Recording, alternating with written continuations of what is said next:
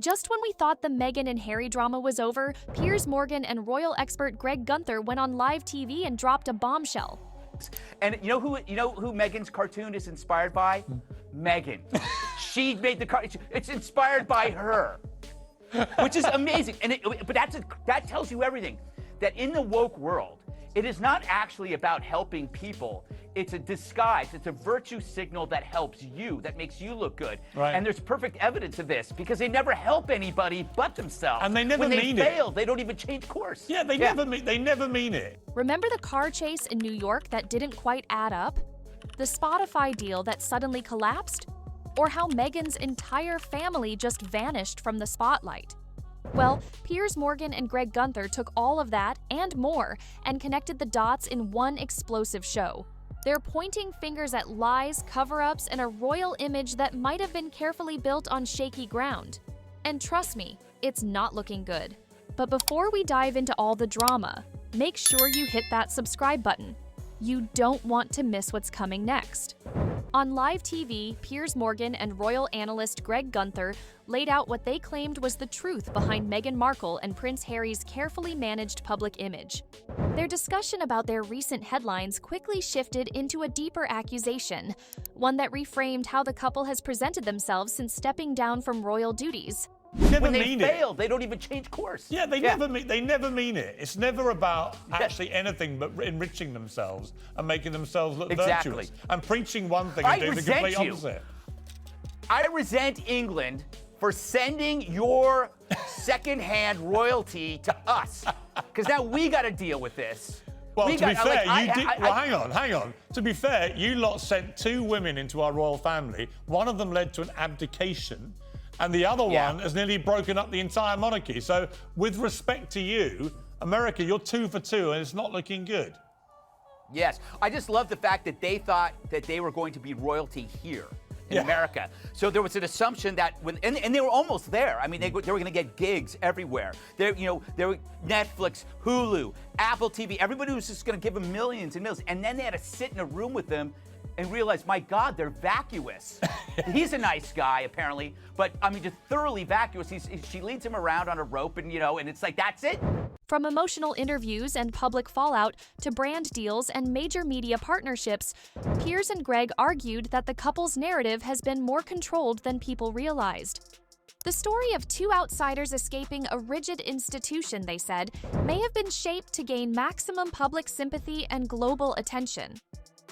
They pointed to inconsistencies, public complaints about privacy followed by high-profile interviews and streaming deals, claims of being silenced while releasing books, launching podcasts, and appearing in televised specials.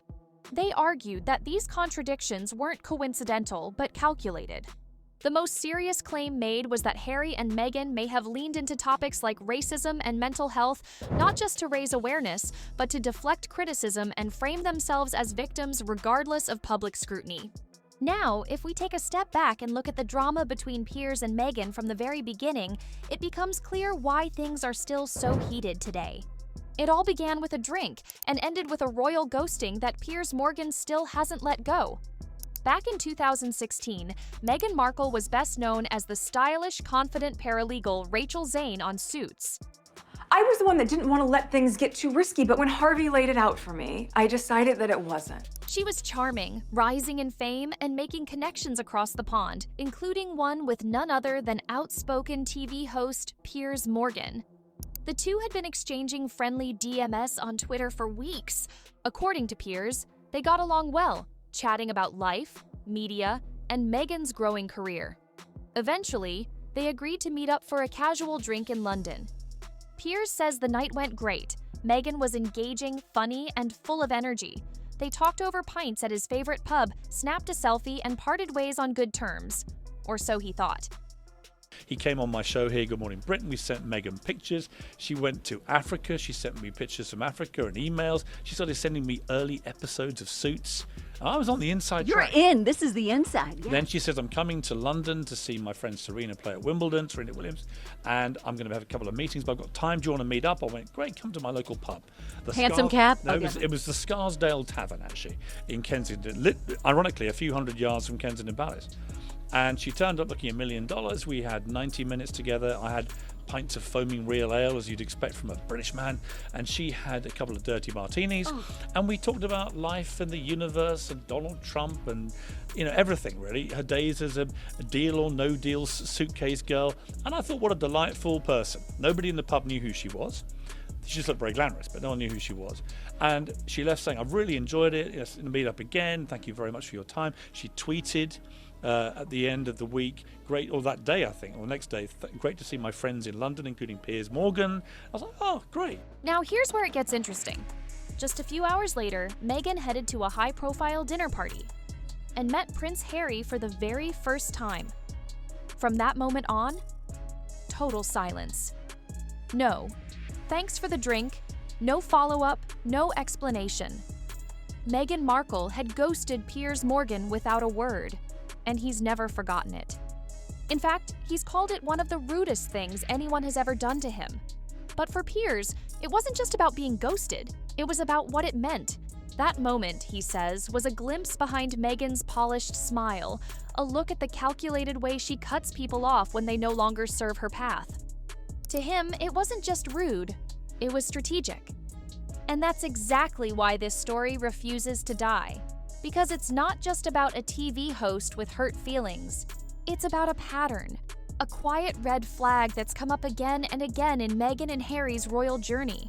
From the family fallout, to cutting ties with old friends, to the exit from royal life, and even the friction with Spotify and Netflix, people believe it all started with that one cold ghost.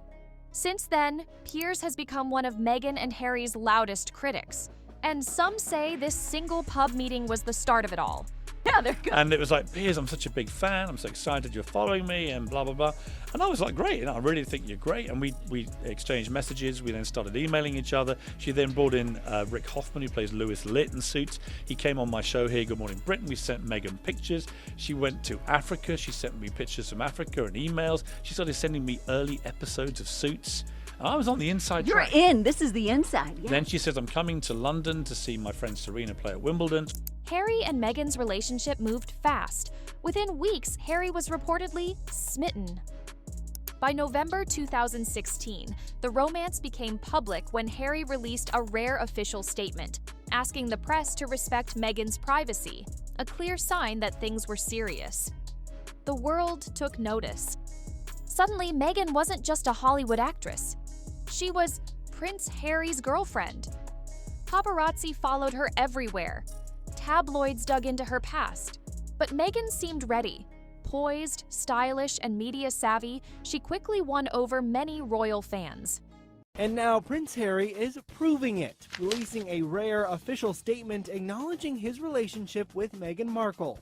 The letter, released by his communications secretary, isn't a proclamation of love, though. Instead, Harry is asking for the media to lay off the actress. Meghan reportedly sent a letter of her own to the British Press Complaint Commission because the harassment is getting so bad. It's a bit of a whirlwind romance. They've been dating very secretly for the past 3 months. Prince Harry's statement denounces the sexist and racist things said about Meghan online and in the press. By 2017, their public appearances, especially at the Invictus Games, confirmed what everyone suspected. This wasn't just a fling. It was the beginning of a royal transformation. And when their engagement was announced later that year, the global spotlight turned red hot. While the world was buzzing about dresses and guest lists, Piers Morgan was already raising questions about the real story behind the scenes. And front and center was Meghan's estranged father, Thomas Markle. In a series of interviews leading up to the big day, Piers didn't hold back. He called out the strange silence from Meghan about her dad and the growing chaos in the tabloids. Photos surfaced of Thomas staging paparazzi shots, only to later pull out of the wedding, citing health issues and stress. Piers questioned why Meghan hadn't flown out to see him, or why the royal family hadn't done more to manage the situation. And now we've had all the drama around Meghan's father, Thomas. Will he come? Won't he come? It looks now like he may not come. So the father of the bride won't make the wedding. You know, in any wedding, that's a big deal. After their 2018 wedding, Prince Harry and Meghan Markle seemed to be living a real-life fairy tale. But behind the smiles and royal titles, trouble had already begun to brew. At first, people thought the couple would modernize the monarchy, but soon news stories started pouring in. Meghan was being attacked by the British press. She was accused of being demanding, fighting with staff, and even making Kate Middleton cry. Then came rumors of Harry falling out with his brother, Prince William. The once-loved couple quickly became tabloid targets. For a long time, Meghan and Harry stayed silent. But in March 2021, that silence ended with the Oprah interview. Sitting in a peaceful California garden, Meghan and Harry shared their side of the story. What they said shocked the world. Meghan told Oprah that while she was pregnant with their son Archie, someone in the royal family made a comment about how dark his skin might be. Oprah was stunned. Meghan didn't say who it was, but just the idea that a royal would say something like that caused a global uproar. People wanted answers. Concerns and conversations about how dark his skin might be when he's born. What? And who is having that conversation with you? Then, Meghan shared something even more heartbreaking. She said that life in the palace made her feel so sad and alone that she didn't want to live anymore. She claimed she asked for help, even begged to see someone for her mental health, but the palace refused. She said they told her it wouldn't look good if she got treatment. At this point, the interview had already shocked millions. But there was more. Harry joined the second half of the talk. He said he felt trapped in royal life, and that Meghan helped him break free. He also said that after they left the royal family, his own father, Prince Charles, stopped taking his calls. He claimed they were cut off financially and had to rely on money left to him by Princess Diana. They also spoke about security. When Archie was born, he didn't get a royal title or official protection, something Meghan said was linked to his skin color. However, critics pointed out that by royal rules, Archie wouldn't be eligible for a title until Prince Charles became king. Meghan also claimed the firm, a term for the royal institution, actively silenced her. She said she was told to say nothing, smile, and stay quiet, even as lies about her spread in the press.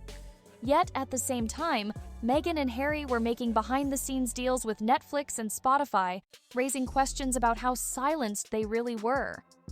The day after the interview aired, Piers launched a full-blown attack on Good Morning Britain, calling the whole thing a smear job against the Queen and accusing Meghan of lying. The backlash was so intense it led to his dramatic exit from the show.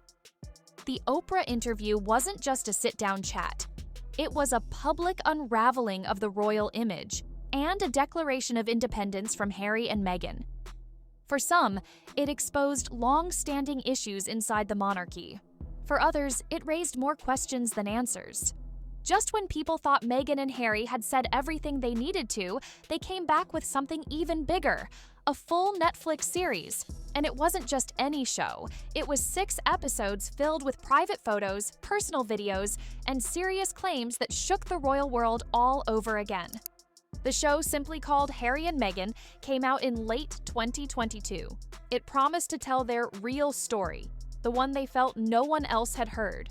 From how they met to how they left royal life, Meghan and Harry shared everything, or at least everything they wanted the world to hear. At first, it seemed like a love story. Cute pictures, funny stories, and sweet moments from their early days together. But very quickly, it became clear. This was not just about romance. It was a battle. A fight against the royal family, the media, and everyone who ever doubted them. Harry talked about being trapped in royal life. Meghan said the palace didn't protect her. They claimed people inside the royal family were leaking stories about them to make others look good. They even said they were fed to the wolves. It was dramatic, it was emotional, but not everyone believed it. Piers, the loudest voice against Meghan and Harry, was furious, and he made sure the world knew it. He called the Netflix show a wine fest. He said Harry and Meghan weren't telling the truth, they were trying to play the victims again. According to Piers, this was all just another way for them to make money and stay in the spotlight, even though they said they wanted privacy. Institutional gaslighting, says Harry. Do you think he even knows what that means? They were happy to lie to protect my brother. Who? The royals? Me? The media? Who is it? The irony is earth-shattering, isn't it? Harry and Meghan are the Duke and Duchess of gaslighting themselves. The entire show is a cynical attempt to manipulate viewers into questioning their own recollections of reality. And if we learned anything at all from the first 3 hours of this $100 million wine-a-thon, it's surely that this dismal duo wouldn't know the truth if it smacked them around their smug chops. Piers reminded everyone that when Meghan and Harry first left the royal family, they told the world they wanted to live quietly. But now, they were on Netflix, showing private messages, crying on camera, and giving personal stories to millions of viewers. If this is privacy, Piers said, then what does oversharing look like? He also said the couple was attacking the monarchy, especially at a bad time. Queen Elizabeth had just passed away and King Charles had only just become king. For many people in the UK, this wasn't the time for more royal drama. Piers accused Meghan and Harry of using their royal titles to sell their story and make millions through deals with Netflix, Spotify, and book publishers. He said they were doing exactly what they claimed to hate, using the media for their own gain. Many people agreed with Piers. They said Meghan and Harry seemed to only show one side of the story, their side. There was no proof for some of the biggest claims, and in some parts of the show, things didn't line up with what they had said before. Even the way the show looked felt dramatic. Sad music played in the background, clips were edited to look emotional, and everything seemed carefully planned to make viewers feel sorry for them. To Piers Morgan, this wasn't honesty, it was acting. He called Meghan a social climber.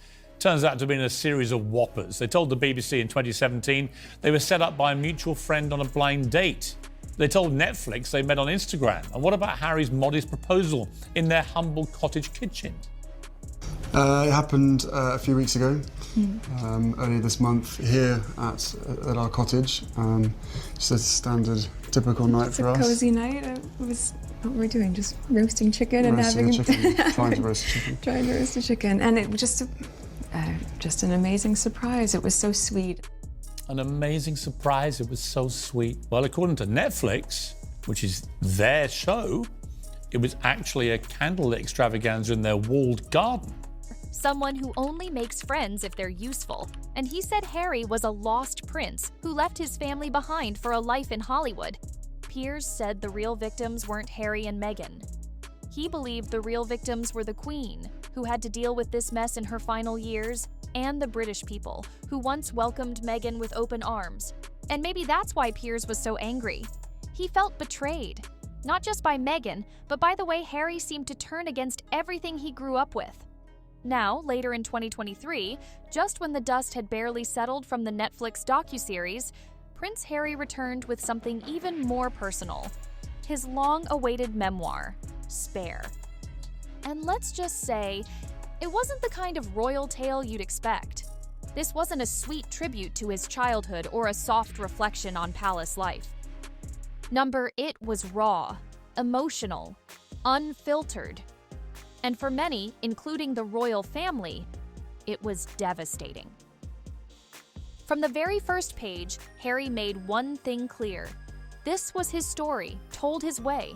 No palace advisors, no official statements, just Harry, his memories, and the truth as he saw it. The title alone, Spare, was a powerful jab. He wasn't the heir. He was the spare, the extra, the backup, and he was finally ready to talk about what that felt like. In the book, Harry opened up about growing up in William's shadow, always treated like the second best. He wrote about the pain of losing Princess Diana and how he felt alone in his grief. He shared his struggles with mental health, alcohol, and even psychedelic use. Some parts were deeply moving. Others, downright shocking. Like the time he detailed losing his virginity in a field behind a pub, or when he described getting frostbite on a very sensitive body part. Yep, you read that right. The internet exploded with memes and critics weren't kind.